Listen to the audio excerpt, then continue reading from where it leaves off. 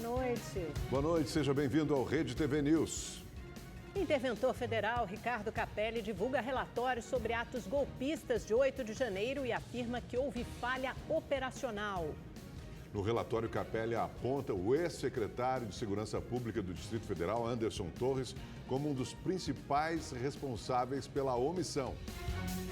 A Polícia Federal cumpriu 11 mandados de prisão e outros 27 de busca e apreensão contra suspeitos de envolvimento nos atos golpistas de 8 de janeiro em Brasília. O repórter Igor Damasceno tem mais informações. Oi, Igor, boa noite. Essa é a terceira fase da Operação Lesa Pátria e a lista de presos acusados por tentativa de abolição violenta do Estado Democrático de Direito, golpe de Estado, segue crescendo, né? Só aumenta e deve continuar aumentando porque as investigações estão em curso, viu, Amanda? Boa noite a você, ao Augusto, também a todos que nos acompanham ao vivo aqui no nosso Rede TV News. Os mandados foram cumpridos em 5 estados e aqui no Distrito Federal. Entre os presos está Leonardo Rodrigues de Jesus, o Léo Índio. Ele é sobrinho do ex-presidente Jair Bolsonaro e gravou um vídeo durante as invasões ali no Congresso Nacional. Em Minas Gerais, 2 pessoas foram presas. Elas foram identificadas como Eduardo Antunes Barcelo e Marcelo Herboli Mota. Eles também contribuíram com o quebra-quebra ali no parlamento. Inclusive, os 2 estão presos preventivamente e já foram transferidos para o presídio de Juiz de Fora. Outra detida foi Fátima de Tubarão, de 67 anos. Ela participou do quebra-quebra ali no Supremo Tribunal Federal. Inclusive, gravou um vídeo ameaçando o ministro Alexandre de Moraes. Até o momento, 6 pessoas foram presas nessa fase da operação e elas também podem responder pelos crimes de atentar contra o Estado Democrático de Direito, também golpe de Estado, depredação do patrimônio e associação criminosa. Hoje, a Procuradoria-Geral da República apresentou mais 150 denúncias contra extremistas que participaram diretamente desses atos no dia 8 de janeiro. Ao todo, 254 denúncias já estão tramitando no Supremo Tribunal Federal. A PGR também pediu que as investigações continuam. Também hoje, o interventor federal Ricardo Capelli entregou o relatório final sobre os ataques antidemocráticos. Esse documento vai fazer parte do inquérito dos atos antidemocráticos que já tramita no STF. Vamos acompanhar na reportagem.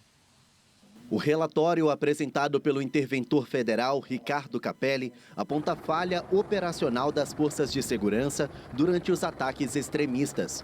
O inquérito tramita no Supremo Tribunal Federal e apresenta relatos que vão ajudar nas investigações dos atos antidemocráticos. Segundo Capelli, além do então secretário de Segurança Pública, Anderson Torres, 9 comandantes da Polícia Militar estavam de férias e, por isso, faltou orientação. O interventor também disse que no dia 6 de janeiro, 2 dias antes dos atos, o setor de inteligência da Secretaria de Segurança Pública alertou Anderson Torres para um possível ataque extremista.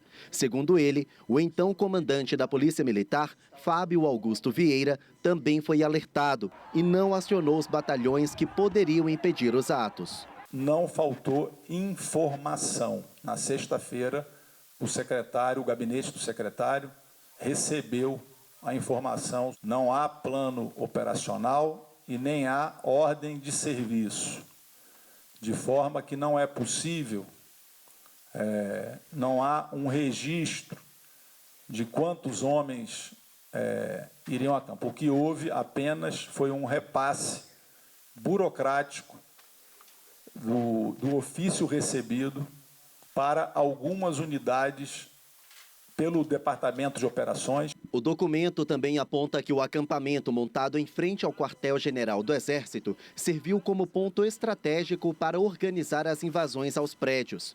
Capelli também afirmou que em 2 meses de funcionamento foram registradas 73 ocorrências de roubo e furto, o que comprova que o local abrigava criminosos. Para o interventor, o acampamento estaria envolvido com todos os atos de violência contra a democracia desde o ano passado. Todos os eventos, o evento do dia 12 de dezembro, da diplomação, a tentativa de explosão de bomba, a tentativa de bloqueio do aeroporto, todos os eventos, eles passam de uma forma ou de outra pelo acampamento, por aquele acampamento. Um acampamento criminoso que perturbou a ordem pública no Distrito Federal. O relatório foi produzido durante os 19 dias de intervenção federal e aponta Anderson Torres e Fábio Augusto Vieira como alguns dos principais responsáveis pelos ataques. Eles seguem presos. 6 coronéis da PM foram exonerados do cargo. O documento foi entregue ao ministro Alexandre de Moraes, relator do inquérito dos atos antidemocráticos. Agora, os investigadores vão apurar a conduta de policiais militares. Vídeos divulgados na internet mostram alguns PMs tirando foto enquanto os extremistas invadiam e depredavam o Congresso Nacional. Imagens do STF divulgadas nessa semana mostram viaturas se desmobilizando, o que facilitou a atuação dos golpistas. Bom, e junto desse relatório, o Ministério da Justiça também divulgou imagens inéditas desses atos extremistas. Inclusive, vou pedir para a nossa produção colocar em tela cheia para a gente analisar cada detalhe. Repare agora nessa primeira imagem que você vai acompanhar a quantidade de extremistas que estavam presentes ali na esplanada dos ministérios, tentando invadir a área que já estava em contenção pelos policiais. Agora, repare, porque o que chama a atenção é o baixo efetivo de policiais que fazia segurança ali dos 3 prédios dos 3 poderes brasileiros. É justamente por conta da pouca quantidade de policiais que vocês veem aí na imagem nesse exato momento que o interventor federal disse que houve falha operacional. Em uma outra imagem, a gente vê os extremistas quebrando grades e avançando contra os policiais, entrando em confronto com a polícia, inclusive. Foi com essas grades de ferro que eles depredaram o STF, o Congresso Nacional e também o Palácio do Planalto. Em uma outra imagem captada por drones que faziam ali a captação desses atos extremistas, a gente vê que carros do estilo caveirão tentaram dispersar os manifestantes, mas eram poucos carros se comparado à quantidade de extremistas. Eu repito, essas imagens são inéditas e mostram a violência que esses extremistas utilizaram para depredar o patrimônio público. Agora, essas imagens vão ser anexadas nos atos antidemocráticos, o inquérito que tramita no STF, e vão auxiliar nas investigações que continuam em curso. Igor Damasceno, de Brasília, para o Rede TV News. Obrigado, Igor, pelas suas informações. E após uma reunião no Palácio do Planalto, o presidente Lula e os 27 governadores do país divulgaram uma carta em defesa da democracia. No texto, eles classificam os valores democráticos como sendo inegociáveis. E no encontro, Lula prometeu discutir com os governadores a queda na arrecadação por causa da redução do ICMS sobre combustíveis e outros serviços considerados essenciais. Foi a primeira reunião com chefes dos executivos estaduais após a eleição. O encontro contou com a presença dos governadores de todos os estados e Distrito Federal. O vice-presidente Geraldo Alckmin, além de outros ministros, também participaram. Os governadores chegaram ao Palácio com uma reivindicação em pauta: a recomposição das perdas que eles alegam ter sofrido com a mudança na cobrança do ICMS sobre os combustíveis.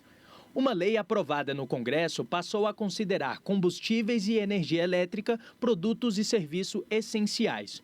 Com isso, o imposto que girava em torno de 34% foi reduzido para, no máximo, 18%. Eu espero que seja restituída aos estados a condição de sobrevivência dos estados e, ao mesmo tempo, dos municípios. Essa aqui é a situação que hoje a única fonte de arrecadação que nós temos é a fonte do ICMS. E isso precisa de ser recuperado ou de ser reposto às estruturas nossas de Estado. O presidente Lula reconheceu o problema, mas adiou a discussão. A questão do ICMS é uma coisa que está na cabeça de vocês desde que foi aprovado pelo Congresso Nacional, e é uma coisa que nós vamos ter que discutir. Nós podemos acertar, nós podemos dizer que não pode, que pode, mas a gente não vai deixar de discutir nenhum assunto com vocês. Se por um lado o presidente evitou o debate sobre o ICMS, por outro acenou com um discurso de colaboração. O presidente afirmou que o BNDES, Banco Nacional de Desenvolvimento Econômico e Social, vai voltar a financiar obras nos estados e pediu que os governadores selecionem projetos que considerem prioritários. Segundo o presidente, as parcerias serão feitas independentemente do partido político de cada governador. Nós sabemos que também vocês têm obras que vocês consideram prioritárias. Cada governador, cada governadora tem uma obra na cabeça que é a obra do seu sonho, que é a obra principal para o Estado, para uma região. E nós queremos compartilhar com vocês a possibilidade de repartir, sabe, o sacrifício de fazer uma obra dessa.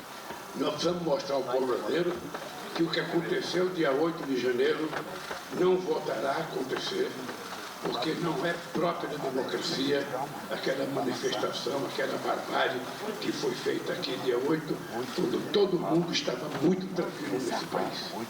Nós vamos recuperar a democracia nesse país, e a essencialidade da democracia é a gente falar o que quer, desde que a gente não obstrua o direito do outro falar. Vamos conversar ao vivo com o comentarista de política, Kennedy Alencar, em Brasília. Oi, Kennedy, boa noite. O que você destaca desse encontro de Lula com governadores? Passando primeiro pela mudança de tom, inclusive em relação aos adversários políticos, governadores e governadoras de outros partidos, até essa promessa de retomar obras paradas, investimentos, rediscutir queda de arrecadação.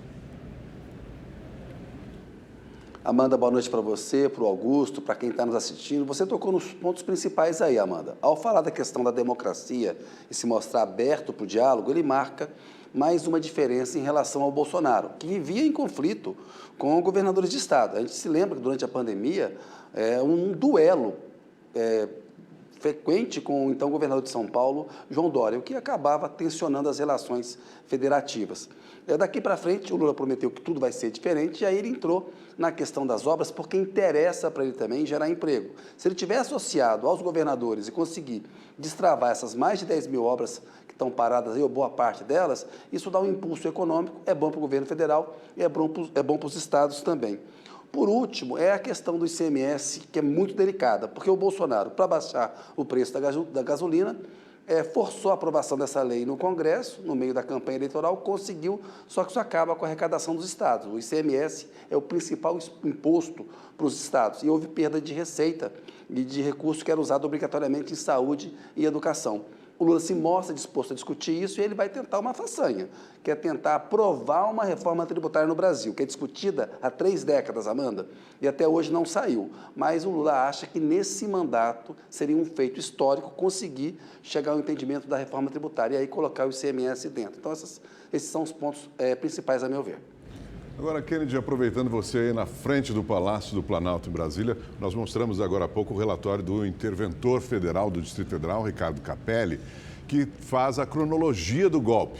Fica claro ali que havia informação sobre ataques planejados para o dia 8 de janeiro e, mesmo assim, a Secretaria de Segurança Pública não agiu. Qual a gravidade desse relatório e qual a importância de que as investigações tenham consequências, Kennedy? Augusto, um ministro de Estado me disse hoje o seguinte: não foi rompante, não foi improviso, não foi negligência. O que aconteceu ali foi um plano organizado para se tentar dar um golpe de Estado no Brasil e tirar o presidente Lula do poder. Foi isso que aconteceu. A linha do tempo do relatório deixa muito claro, primeiro, o seguinte: a PM do Distrito Federal não foi incompetente, não.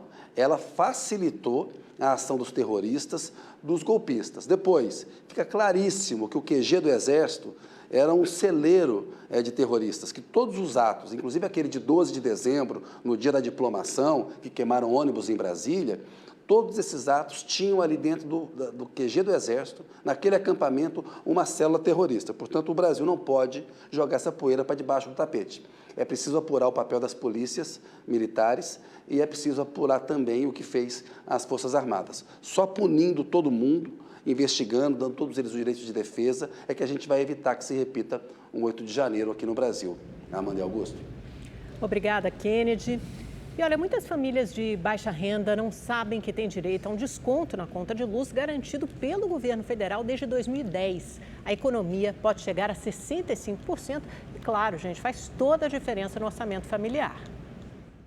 Quem nunca tomou um susto na hora de receber e conferir a conta de energia? Todos os meses, muito complicado. A gente tenta economizar o máximo possível, mas sem chance. Sim, a gente se assusta todos os meses, né? Mas o que muita gente não sabe é que as famílias de baixa renda podem ter desconto na conta de luz através da tarifa social de energia elétrica. Uma política pública do governo federal que garante desconto de até 65% nesse tipo de conta. No caso de indígenas e quilombolas, o desconto pode chegar até 100%. Para garantir o benefício, a família precisa estar no sistema do Cadastro Único. A inscrição pode ser feita pelo aplicativo do CadÚnico em um centro de referência ou de assistência social. Se a família está inscrita no cadastro e tem a renda por pessoa, por mês, né, até R$ 651, ela tem direito a receber a tarifa social de energia elétrica. O outro critério é quando naquela casa tem ou um idoso ou um deficiente que recebem o benefício da prestação continuada da assistência social. Então, aí também a família se habilita a receber a tarifa social. Tem um terceiro critério, que é quando a família tem renda até 3 salários mínimos, né? A renda total da família no mês é até 3 salários, e na casa mora uma pessoa que tenha algum problema de saúde que precisa usar um equipamento elétrico para manter a sua vida. Só em São Paulo, cerca de 200 pessoas que poderiam ter o desconto não estão inscritas no CadÚnico. Por isso, a Prefeitura vai fazer uma busca ativa na cidade. Então, o CPF que aparece na conta de energia tem que ser o mesmo CPF inscrito lá no Cadastro Único. Se isso não acontecer, a família vai precisar fazer o pedido da tarifa social para sua distribuidora de energia. Vanessa fez tudo certinho e já está economizando. Ajuda bastante, assim, né? Porque o desconto que eu tenho da conta de luz é o que eu consigo juntar mais um pouquinho para pagar a conta de água. Ou alguma outra coisa para as crianças. E as chuvas constantes que atingem estados como Minas Gerais desde o fim do ano passado aumentaram o nível dos reservatórios. E essa água toda influencia no bolso. Pode deixar a tarifa de energia mais barata. A represa Várzea das Flores, na Grande BH, está com o volume máximo de água. De acordo com a Companhia de Saneamento de Minas Gerais, a vazão para o rio da região chega a 6 mil litros por segundo. Tem 15 anos que eu moro aqui e nesse período eu nunca vi tanta chuva assim. Agora está me causando até medo. Como a chuva não tem dado trégua, os moradores convivem com inundações desde o início do ano. Mas a Prefeitura de Betim garante que a situação do reservatório não oferece riscos à população. Eu fico sempre alerta, a gente não dorme direito, né? Porque a gente tem medo de acontecer alguma coisa, inundar as casas aqui de perto, que a gente conhece todo mundo. O cenário atual é bem diferente do que foi visto em 2021, quando a represa registrou baixas históricas no volume de água e deixou o sistema de abastecimento das cidades da Grande BH em alerta. No caso de reservatórios cheios no final da estação chuvosa, a perspectiva é que a gente tenha menos problemas, né, com abastecimento de água, o que não significa que a população tenha que usar água em demasia, isso não faz sentido. O período chuvoso trouxe alívio também para as hidrelétricas de todo o país. Segundo o operador nacional do sistema, em um ano, o nível de armazenamento de água aumentou em 3 das 4 regiões administrativas. Na represa de Furnas, o volume útil está em 92% e o vertedouro foi reaberto depois de 11 anos. Em Três Marias, também já foi necessário abrir as comportas. É importante saber que a abertura das comportas não é a causadora das inundações da cidade. Suas aberturas têm o objetivo de regularizar a vazão que é liberada e o controle de nível do reservatório. No subsistema sul, 11 das 14 represas estão com mais de 90% da capacidade. A hidrelétrica de Itaipu, a segunda maior do mundo, voltou a liberar o excesso de água depois de 15 meses. No Nordeste, o volume nos reservatórios é de 75% e no Norte, 87%. Com este cenário, a expectativa é que os custos da energia para os consumidores não sejam elevados pelas bandeiras tarifárias. Devemos colocar menos a mão no bolso para pagar essas taxas que aumentam quando do uso demasiado da termoelétrica, porque provavelmente vamos ser atendidos com capacidade quase que a máxima que o setor elétrico pode nos fornecer nessa época do ano de estação seca. A tragédia da Boate Kiss em Santa Maria, no Rio Grande do Sul, completa hoje 10 anos. 242 pessoas morreram por causa do incêndio ocorrido no dia 27 de janeiro de 2013. Outras 636 ficaram feridas. O inquérito foi longo e cheio de idas e vindas. Em 2021, os réus foram considerados culpados, mas o julgamento foi anulado pouco tempo depois.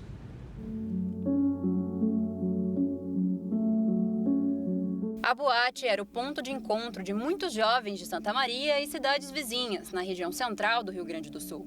Naquela noite, a festa marcava a arrecadação de fundos para a formatura de diversos cursos de graduação da universidade local. No palco, a banda Gurizada Fandangueira comandava a animação, que foi interrompida de maneira trágica. A investigação indicou que o vocalista Marcelo de Jesus dos Santos manipulou um artefato pirotécnico e as faíscas atingiram a espuma de isolamento acústico, dando início ao fogo. No espaço pequeno, as chamas se alastraram rapidamente. A casa estava superlotada, com quase 900 pessoas, e a estrutura apresentava muitas irregularidades. A nossa preocupação era conseguir trazer para dentro do inquérito policial todas aquelas circunstâncias que realmente eram as causadoras do incêndio. E a partir disso a responsabilização, pelo menos o apontamento aqui na esfera policial. Gustavo e Victória conseguiram escapar com vida, mas ficaram com sequelas nos pulmões por causa da fumaça tóxica que inalaram dentro da boate. Cara, vai pegar fogo na boate, vamos sair. Quando apagou as luzes, que eu me lembro, apagou as luzes, aí bateu pavor em todo mundo. Todo mundo começaram a empurrar. Eu vi o pessoal tentando apagar, o extintor não funcionar. Perdemos muito colega, muito amigo. Imagina a gurizada recém segundo semestre perder um colega. Só sabia chorar. Marilene perdeu a filha caçula, de apenas 21 anos, e precisou passar por tratamento psicológico para recuperar a vontade de viver. A minha preocupação era ser assaltada, era ser atropelada, era sofrer um acidente. Nunca passou pela cabeça uma coisa assim, aí de repente, de um dia para o outro... O inquérito foi conturbado. Pais de vítimas alegaram evidências de impunidade. Promotores ficaram indignados e 3 foram denunciados pelo Ministério Público por crime de calúnia. O julgamento foi o mais longo da história do Poder Judiciário gaúcho. Começou em 1º de dezembro de 2021 e durou 10 dias. Os réus foram considerados culpados. Elisandro Spor, Mauro Hoffman, Luciano Bonilha e Marcelo de Jesus foram condenados a penas que variam de 18 anos a 22 anos e 6 meses de prisão. A gente não tem que festejar esses 10 anos, bem pelo contrário, nós não temos que relembrar os 10 anos, nós temos que sim tentar aceitar que essa tragédia ocorreu por descuido dos entes públicos, que era eles que deveriam ser julgados, e deixar que Santa Maria volte a ser a Santa Maria. 8 meses depois, desembargadores da Primeira Câmara Criminal de Porto Alegre acataram argumentos da defesa de que houve irregularidades no julgamento e anularam o júri. Os réus foram soltos no mesmo dia. E depois de 10 anos, o incêndio que matou 242 pessoas, a maioria jovem, continua impune.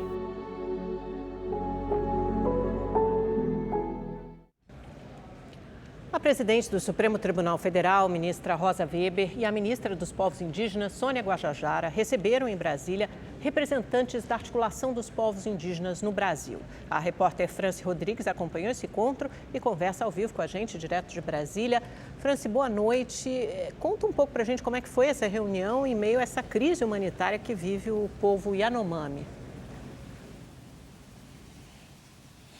Olha, por enquanto nada decidido, viu, Amanda? Boa noite a você, boa noite ao Augusto, a todos que nos assistem. Essa ida de Sônia Guajajara ao Supremo foi para uma apresentação, para estreitar o relacionamento com o Judiciário. Sônia Guajajara já disse no começo da semana que o Ministério dos Povos Indígenas elabora um plano para retirar os invasores de terras indígenas. O Supremo Tribunal Federal já vem desde 2020 proferindo várias ações contra o governo para que ele protegesse os Yanomamis. todas essas medidas foram ignoradas. E por isso a ministra dos Povos Indígenas disse que vai agir para que tudo seja colocado em prática o mais rápido possível. Veja o que ela disse em entrevista hoje mais cedo. A questão Yanomami é uma questão nacional, né, que envolve os 3 poderes. Acho que é uma responsabilidade conjunta ali, interministerial, mas que também envolve o Supremo por conta dessa urgência também de retirar os garimpeiros, os pedidos de requerimento que tem para extração de madeira, de madeira também, mas de minérios ali dentro do Yanomami e também aos arredores, né, em outros municípios. E hoje essa visita ao Supremo Tribunal Federal é ainda uma visita de apresentação, de atualização das pautas, né? E ver de que forma que a gente pode destravar alguns processos que estão ali há algum tempo. Hoje, em Roraima, começou a funcionar o hospital de campanha. São 7 módulos com capacidade para atender até 700 Yanomamis. Na área de pediatria, clínica médica, realização de cirurgias, alguns exames como ultrassonografia. Esse hospital de campanha ele fica em Boa Vista, mas também está tendo atendimento médico lá em Surucucu, onde fica a aldeia indígena Yanomami. E na cidade, em Boa Vista, 45 crianças estão internadas numa unidade de saúde da prefeitura. 8 delas em estado muito grave e, por isso, são mantidas em UTI. A Força Aérea Brasileira já levou para a região 40 toneladas de alimentos. E uma última informação. Na segunda-feira, uma equipe técnica do Ministério da Saúde volta à região para fazer uma nova visita. De Brasília, Franci Rodrigues para o Rede TV News. Obrigado, Franci. Vamos falar agora sobre o desvio de R$1 milhão da formatura, de um fundo para a festa de formatura de estudantes de medicina da USP. A nova presidente da comissão de formatura, Gabriela Cristina Sarti, prestou depoimento hoje. A repórter Joyce Mafezoli tem os detalhes para a gente ao vivo. Boa noite, Joyce. O que foi revelado nesse depoimento?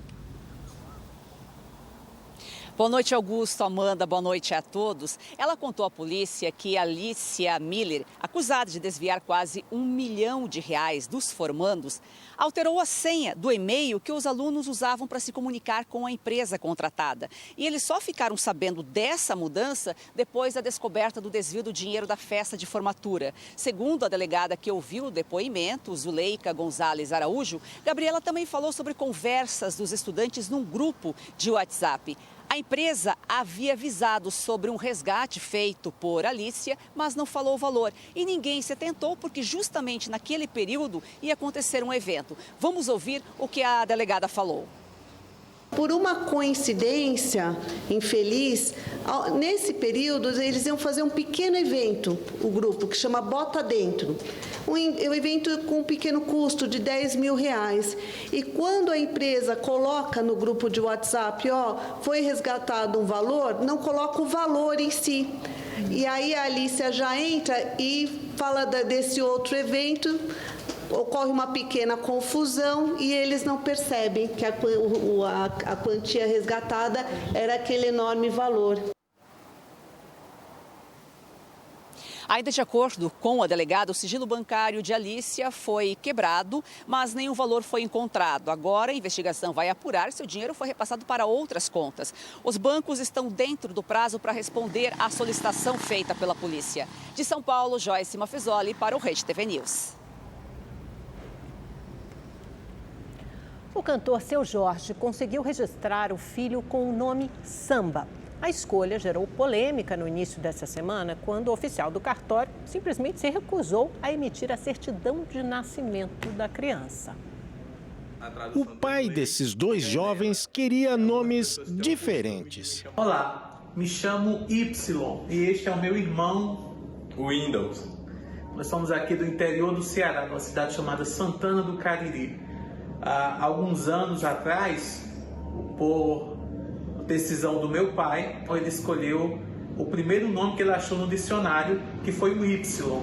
Ele, na verdade, não queria um nome por extenso, apenas a letra Y, mas no registro, no cartório, fomos obrigados a colocar um nome por extenso.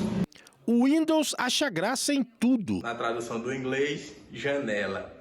E algumas pessoas têm o costume de me chamar de Janela. O nome da Maíbe foi o avô quem escolheu. Desde pequena, as pessoas não confundem, é um nome meio unissex, então não sabe se é menino, se é menina.